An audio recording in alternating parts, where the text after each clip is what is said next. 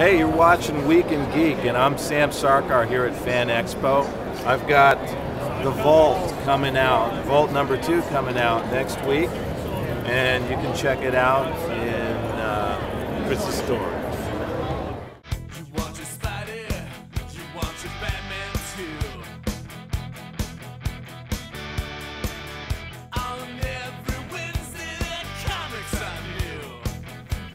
Welcome to Week in Geek, your new comic preview for August 31st. I'm Mike Ortiz. And I'm the Chris Brown. So what do you got? Well, we this will be the last time. We got kind of it's a short week, light in load, but heavy in importance. Importance and in history. History. And, well, I guess time will tell whether or not that holds. But with at least the internet squawkers have something to talk about this week. Historically important this week. This will be the last time you'll hear me make mention of Flashpoint. This is it, folks. Yep. Last time you get this logo. Yeah, it's a beauty. Yep. As the cover says, it all changes here. So I have had a chance to read this. It's exactly what you thought it was. Hey, guess what? We got a new universe coming. This is how we're going to do it. I think ultimately, while I enjoyed everything that Flash was going through in Flashpoint, I really liked the universe as a whole and all the weird little things they were doing. And this just ends up being a quaint little bridge to get us to where we need to be. Some people will like it, some people won't. The people who won't are going to be the people that are already looking for things to complain about, I think, with the new 52. I thought it was fine. It's, here we go. You know, to be honest, I thought maybe some of the miniseries ended better than this one did, but it ended the way it needed to. It's a quick ending, and it's definitely an ending that exists mainly to set up this new this DC new universe. Exactly, but we knew that was coming. Right. So it's what you expect in that sense, but it's got some nice touches, some emotional moments too. Absolutely. Next up, I should probably move some stuff around here. Let me move that there. Next up, I got we're gonna do the Spider Island stuff. Got Amazing Spider-Man number 668 here. The Spider Island stuff has been kind of fun so far, sort of interesting. What I like is that they're bringing all the villains, all these cool, fun villains into it. And as I've always said, I'm like a 70-year-old dude stuck in a 35-year-old guy's body. I like the old cheesy villains. I don't like a lot of the new stuff. Seeing the Jackal and the Hobgoblin and that, it's totally doing it for me. I'm loving it. And to go back to, old guy trapped in here, next up we got Spider Island, Deadly Hands of Kung Fu. You love some Kung Fu. I love some Kung Fu. I like Shang-Chi. Yeah. I like Shang-Chi, and I really, really like Iron Fist. And basically they've, the term they're using now is street level, all street level characters. And it's funny, Spider-Man's a street level character, but he floats above the street. Yeah. So, that's okay though. But, usually the street level are the guys that, just not the big capes and tights guys. No Cosmic, no Latveria. Guys that fight thugs. And I've always liked that, so I'm really kind of looking forward to this. Who's the writer there? Something Johnston. Anthony? Is it Anthony Johnston? Yeah. I don't know if I'm familiar with a lot of his stuff. But it's Shang-Chi. I like how this and a lot of the other events, even Fear itself to some extent, give an opportunity for some of these characters that normally probably couldn't sustain a book for very long. Yes. It gives them a chance to get out there. Their books will sell a little bit because of the tie-in, enough to keep them going through the end of the miniseries. And then, some of them, like Alpha Flight just got announced, is going to be an ongoing. So this is a good way to test out characters. I predict that ongoing is going to be an 8-issue maxi series. Yeah. It's inevitable, Alpha Flight. Sorry, kids, but you just can't get it done. It's going on to cancellation at a later date. I'm sure. Next up, we got Secret Avengers number 16. Great cover on this one. It is an awesome cover. I kind of like that whole sideways thing that's going on there. Warren Ellis. Warren Ellis writing Little Secret Avengers. Should be fun. They're past the Fear itself, even though we're not done with Fear itself, but it's not crossing through this book anymore. But he's still got Captain Steve's costume. Run the mission, don't get seen, save the world. He's not in the Cap costume yet. Subland Empire. I'm guessing this is the start of a new arc. I think some of these are going to be one and dones. Oh, are they? Yeah. Oh, so all this complaining they're doing about DC and now Marvel is doing one and done. So, hey, we always knew the innovation is about one-shot stories. Yeah. Sure, Marvel. All right, guys. Then we got, you know, we'll get in. Let's do a little Marvel. Let's stick with the Marvel before I get to some of that creator-owned stuff. Yeah. Then we got Journey into Mystery 626.1. It's a great jumping on point for a series that was a great jumping on point 4 issues ago. That's fine. They've been doing a lot of that. Almost, you know, the first story arc was a jumping on point. Now this can be a jumping on point. You know, what are they going to do for the third story arc? And maybe this one isn't going to be tied, because the first few issues were all tied into Fear itself. Well, and Thor was coming out Yeah. of, there was that one story where they had Mephisto and all Right. that stuff going on. So that was pretty cool. Yeah, this looks like this is probably going to be a straight up young Loki story. There's Odin. The art looks great. Looks kind of fun. Little cartoonish. They kind of realistic cartoonish stuff. Right. Like it's got a cartoony vibe to the creatures, but the people's faces he tries to put a Good little book. more in there. I really like Journey into Mystery. I think this is, who knew that young Loki would be, Yeah. you know, a fun thing to read. I was looking forward to not picking that up, and then it turned out to be pretty awesome, so I had to pick it up. Next up, we got The Vault #2. I had made it my top pick the week issue 1 came out, and we completely sold out of it. Not to worry for those of you that missed the first issue the first time around, and it did sell out after they announced Johnny Depp was going to be starring in a movie. But we've got I've got some more #1s. I got some more #1s signed by the writer Sam Sakar. So those who come in, pick it up. You know, if you think you were interested in it, I've got autographed copies, as I frequently do, for cover price. You know, Sam was a great guy, really, really cool. We talked a little bit. He says he's been planning this story for 30 years. 30 years in the making. Wow. So he's making pennies an hour at this point. And he said it hasn't been, you know, profitable in terms of hours worked on. Right. But that's sarcasm, obviously. But he says he's been working on this. Has been a passionate project for him for a long time. Just wait till he gets some of that Johnny Depp money, and there'll be a few more pennies thrown in there. Oh, well, I'm sure Sam's doing fine. Seems like a really, really cool guy, but this is, you know, deep sea divers looking for treasure, and they unearth something unearthly. So, and the covers have been just awesome. I mean, the covers, to me, are really grabbing. You know, they definitely make you go, well, what the heck is this? So, is it still up there? Do I have to pop it? Great, you gave me more editing to do. Do I got to pop it up a second time? Hey, good work out there. But yeah, definitely check out The Vault. A really, really fun book. I didn't get a chance to read the second one yet, but I did like that first one quite a bit. Then we got Lock and Key. What is this? Clockworks #2. This is the one that goes back, shows you the origins of Key House. This cover looks awesome. Yeah. You know, a really, really cool cover. So I'm looking forward to reading that and seeing where that's going. This whole Lock and Key book has been really, really good.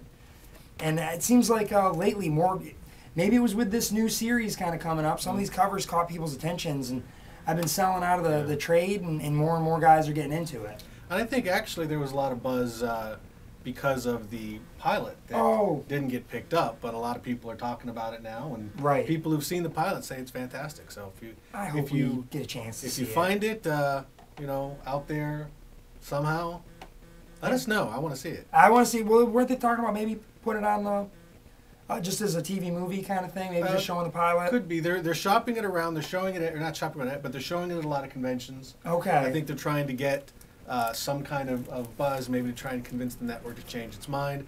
But if not, it's been shown. It's showed at San Diego. I know they're showing it at some other conventions.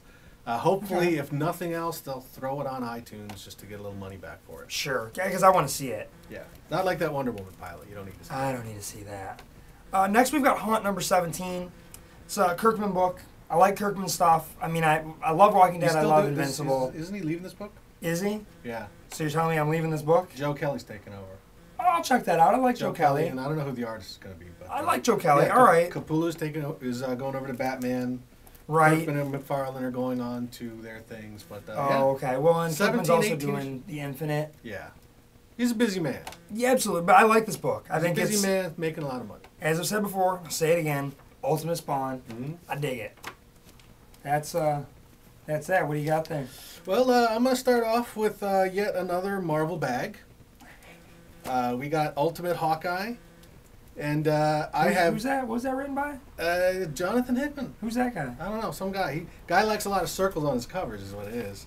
Yeah, what's with all the fancy design sense going on there? But yeah, I had absolutely zero interest in Ultimate Hawkeye. I'm buying this entirely for Hickman. Yeah, I'd same thing. I've said before, I'll give anything he does at least a couple issues. If there's going to be one that I drop out of the Ultimate Universe, this is probably it. But I'll give it a shot. You probably won't drop it before Hickman's done. I've dropped some him. I didn't finish Secret Warriors. Okay. And that was good. Yeah, I couldn't get into it. And you know, honestly, not just I don't really care for Hawkeye. I actually kind of don't like him, and I dislike Ultimate Hawkeye even more. Okay. Because at least regular Hawkeye's got that pointy mask with an H on it. This guy doesn't even look like a superhero. Yeah, but it's written by Jonathan Hickman. That is written by Jonathan Hickman. I don't know who the artist is, and I can't look at it because it's in a bag. One of my regulars who wasn't reading Hickman stuff until recently, and he curses me now every time he comes in. I noticed this week as I was pulling his books, I didn't see him last week, and put his stuff in this week. So we had 2 weeks worth of stuff. All he's got in there is Hickman books. Wow. So yeah, Christopher Raynone, I know he's going to end up yelling at me more when he comes in this week. Like, really? Do nothing but Hickman books? Enjoy your bag.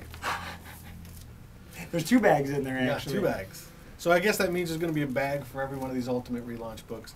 Apparently there's a Stan Lee autograph in some of these. In that one, too? Yeah. They had Great. Stan sign a lot. Anyway, next up, Rocketeer Adventures #4. This is the last issue of this miniseries. To be honest, I haven't read any of them. No? I've just looked at the artwork They're pretty. the whole time. I mean, I start reading and go, wow, that's really pretty. So yeah, we've got some great artists on here. We got Dave Gibbons. Dave Gibbons is that's writing. the story. We got Scott Hampton. We got Tony Harris. We got Brendan McCarthy. Is that Scott Bo Hampton? No, just the one, just Scott. I thought, doesn't he go by Bo as well, or is that a different? I thought dude? they were brothers. Are they brothers? Oh, okay. Or maybe they're the same guy and they're pretending to be brothers. I don't know. know. But anyway, it's a great looking book. I love The Rocketeer.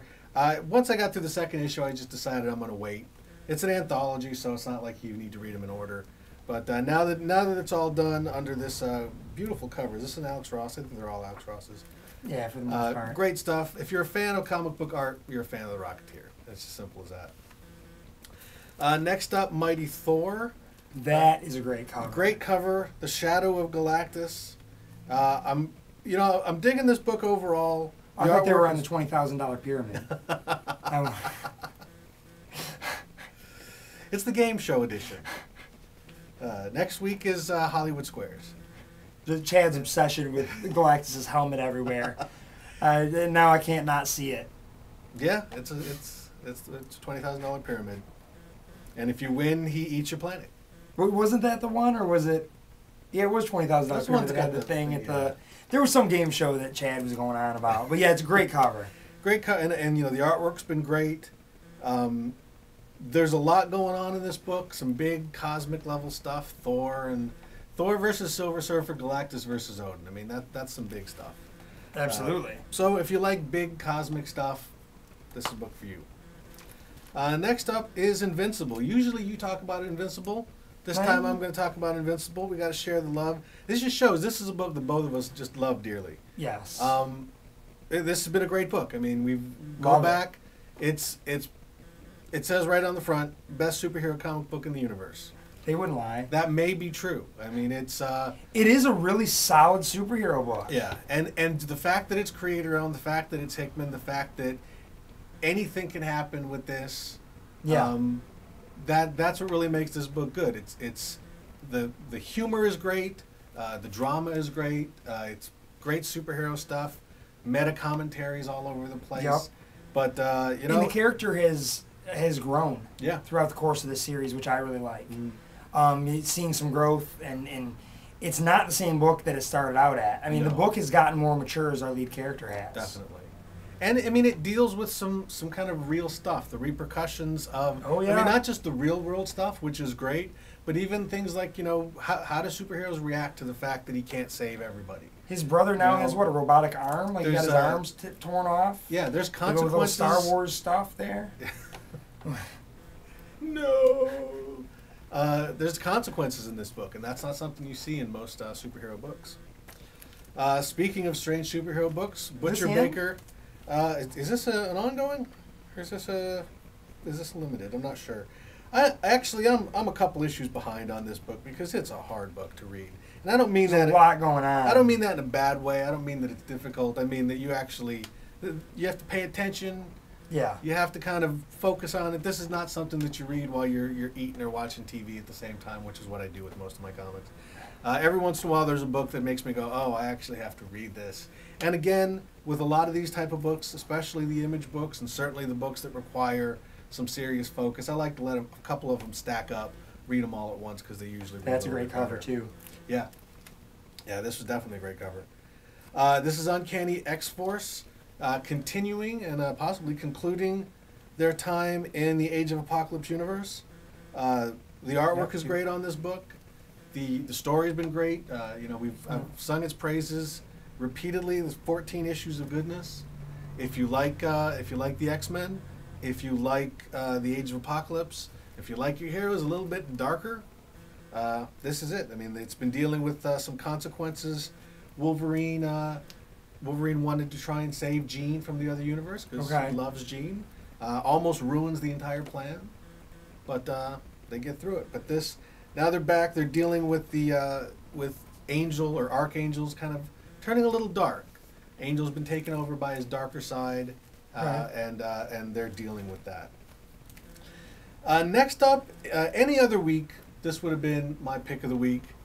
We don't have the DC retroactive logo anymore. Right. We don't have Flashpoint logo, but we do have a new logo for Justice League #1. This is the beginning of the new status quo that spins out. This is New one 52. of the only 2 DC books this week. Flashpoint, which you covered. Justice League, which I've got right here. This is Jeff Johns and Jim Lee. Looks pretty. This book was rumored about 2 years ago that these guys were going to take over, basically doing for the Justice League what Jeff Johns has done with Green Lantern and with Flash, and really in many ways the entire DC universe is getting the Green Lantern Rebirth treatment. But this is the new book, new costumes, new status quo. This is the formation of the Justice League. It's set 5 years in the past. And Wonder Woman's not wearing pants. Wonder Woman is not wearing pants on this. I thought she was wearing pants in Justice League, but not in her own book. I think they're going back and forth. Sometimes she'll wear pants, sometimes she won't. Wonder Woman's actually not in this book. Well, who wears the pants in the Justice League? I don't know, but now none of them are wearing underwear on the outside, so... This is where I put my Superman shirt on today. Except Wonder Woman. She's got underwear on. I put my Superman shirt on today in honor of the red underwear. Yeah, actually, he's got red underwear. He's got red underwear. So yeah, there's no red underwear in this. There's no underwear at all. Well, maybe, under their clothes, but... All the superheroes are going commando now. Yep. But yeah, it's got some great Jim Lee artwork, some sketches in the back. The characterizations are pretty solid. They're what you've seen from Jeff Johns in terms of Green Lantern and Batman. Those are the 2 stars of this. A little bit of Cyborg. Superman shows up at the end. But yeah, this is it. This is the beginning of the new DC universe. This is history. Yeah, this is what everybody's been talking about for the last few Unless it doesn't months. sell, and then there'll be some new history in a year's time. But you know what? Pretty solid. I think this is a good start. Okay. And check it out. Check it out. If you want to get in on the ground floor of the new DC, this is where it. it starts. So what's your top? My top pick, we got here, we're going with Apes. Planet of the Apes all over the place this week. That trade paperback, which is the first 4 issues, came out this week, and it's $9.99. Wow. It was a good story, a real good story. It builds up, and, I don't feel like it's just an arc and done. It's very much leading to the next arc. Something kind of big happened in the 4th issue, and which is the end of this book here, and leading to what's looking like it's going to be a total war between apes and humans. And that, you get that first 4 issues for $9.99, which I think is a great deal. Fantastic deal. Yeah, absolutely. And then, I can do that deal even better. Yeah. Issue 5, the start of the war, the very next issue, $1. Wow. $1 this week. You could pick up, if you have not been reading Planet of the Apes already, if you've not taken my advice, the 70-year-old man trapped in a 35-year-old body who actually likes this version of Planet of the Apes, if you've not been reading this is your chance to check it out. Also, get into that number 5 there for $1. You can do the first 5 issues for $11. How do you beat that? You don't. That's, and you will not be disappointed. It's definitely worth your money. The book is really, really fun. I really like the artwork. And yeah, it's whether Apes. you're a classic fan that's been around since the beginning or someone that just wants to pick it up because they like the new movie, this will still fit. I mean, if you saw the movie, you kind of see how there are things in it that sort of allude to it being a prequel to what happens in the original series, but it all fits in here really nicely.